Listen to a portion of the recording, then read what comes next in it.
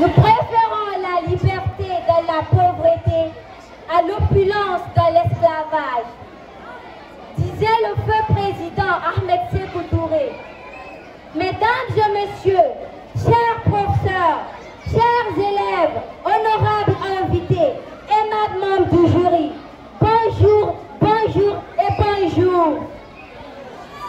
Je réponds au nom de Baldé Achiette, élève en 11e série scientifique au complexe scolaire Yamassa Fouba.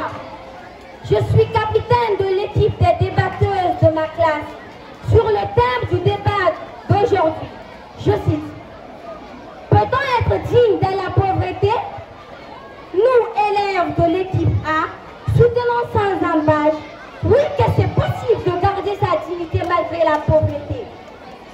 Je voudrais, avant de passer le micro à mes co-débatteuses, que les membres du jury et ce charmant public retiennent la position que nous défendons pour éviter tout amalgame. Nous soutenons qu'il est bel et bien possible d'être pauvre, digne et fier. Par manque de preuves tangibles, nos adversaires s'incrusteront dans des allégations superflues.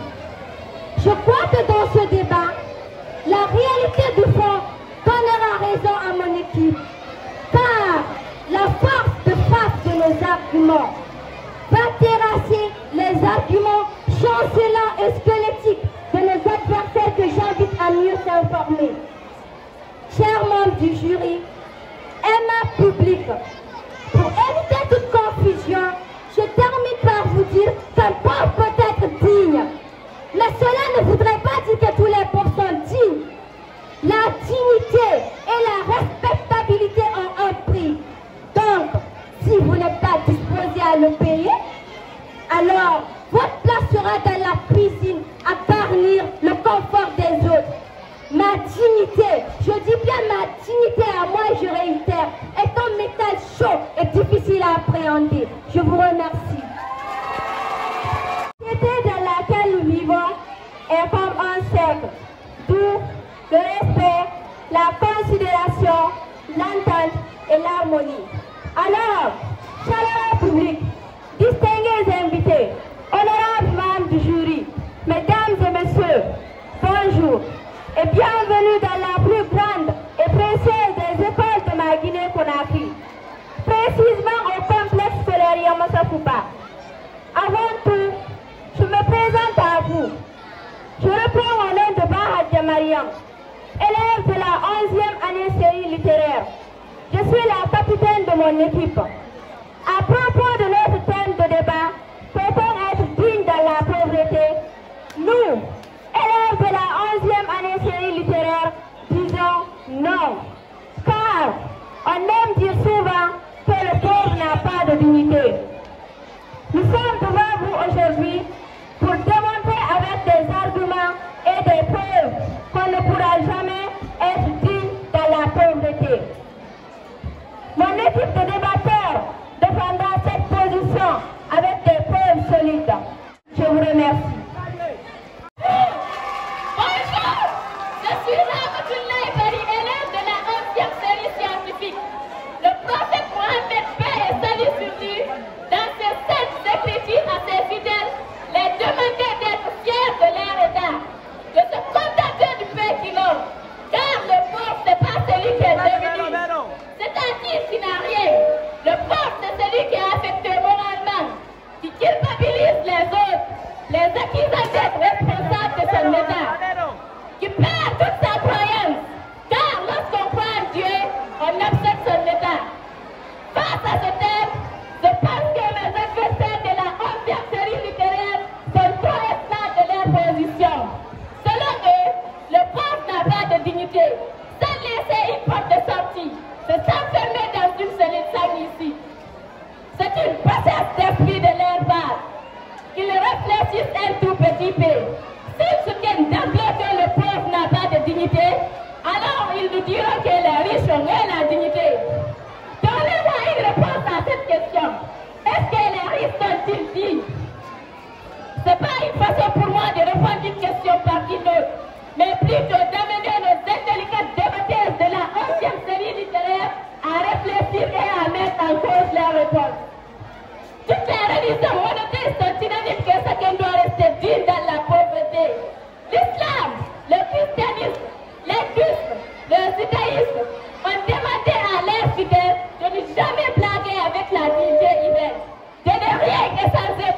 dignité.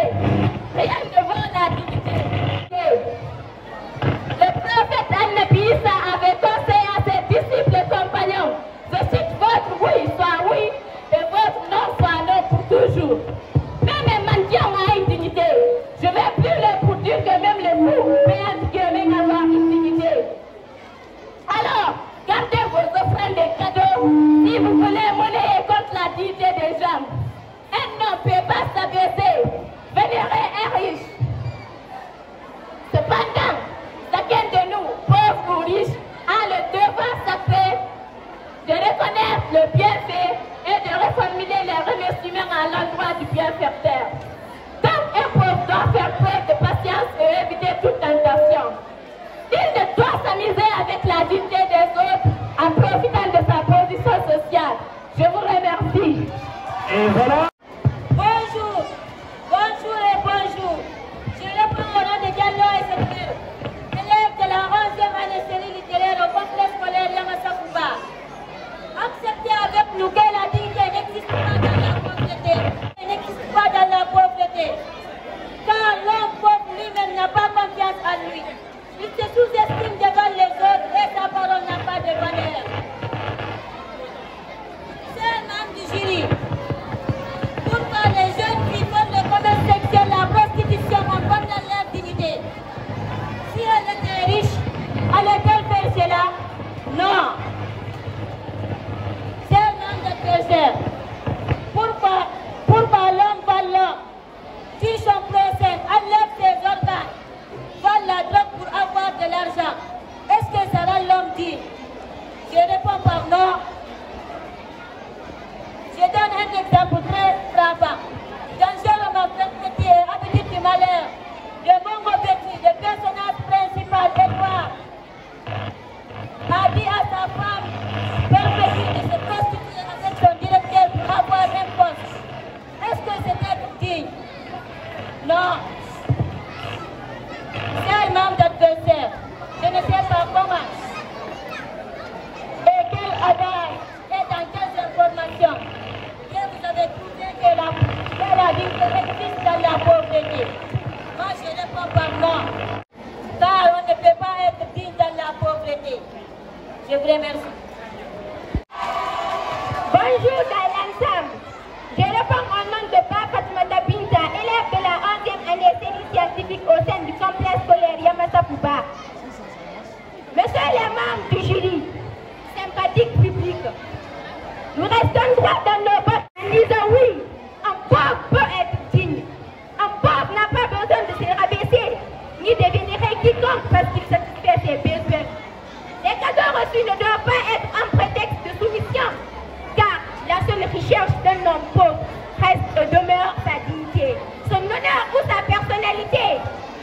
Tout homme conscient doit défendre au prix de sa vie son honneur et lutter farouchement contre toute personne qui attenterait à ça.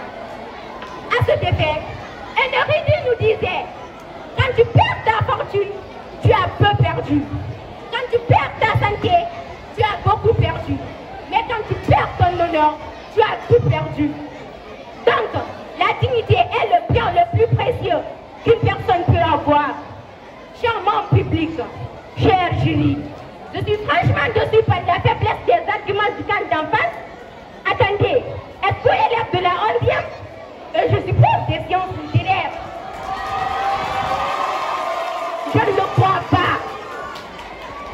Je reviens en disant ceci. Un pauvre peut bel et bien être digne. Une vieille penseuse française dont j'ignore le nom, lors d'une interview, nous disait: on peut acheter une maison, mais pas un foyer. On peut acheter des médicaments, mais pas la santé. On peut acheter les relations, mais pas la dignité.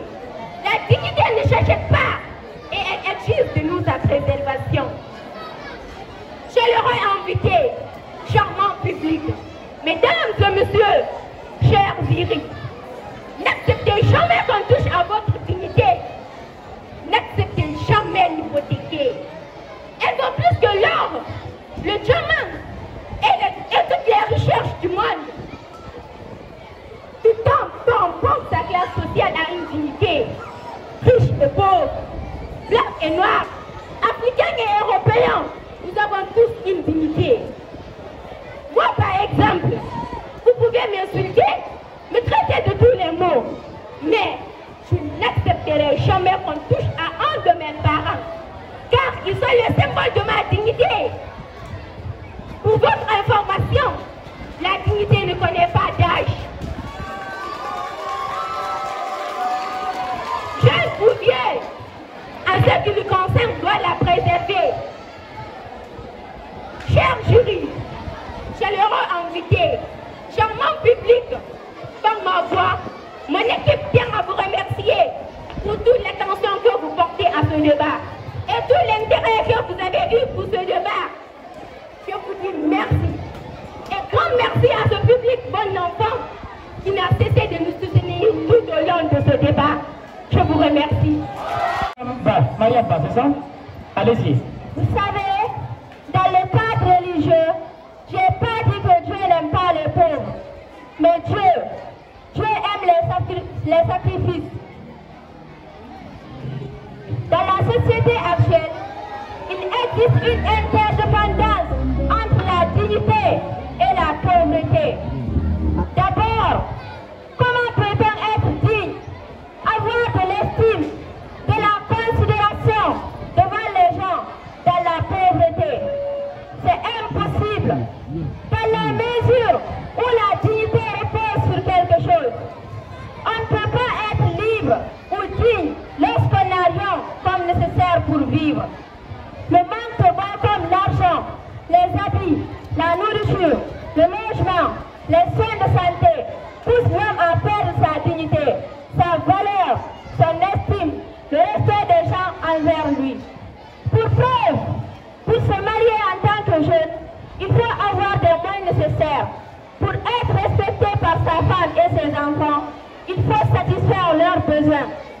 Pourquoi les gens se permettent de voler, tricher, mentir, faire la corruption, la prostitution pour avoir l'argent? Est-ce que si ces gens avaient les moyens et vivaient dans les meilleures conditions, allaient-ils se livrer à cette pratique indigne pour s'enrichir? Je dis non.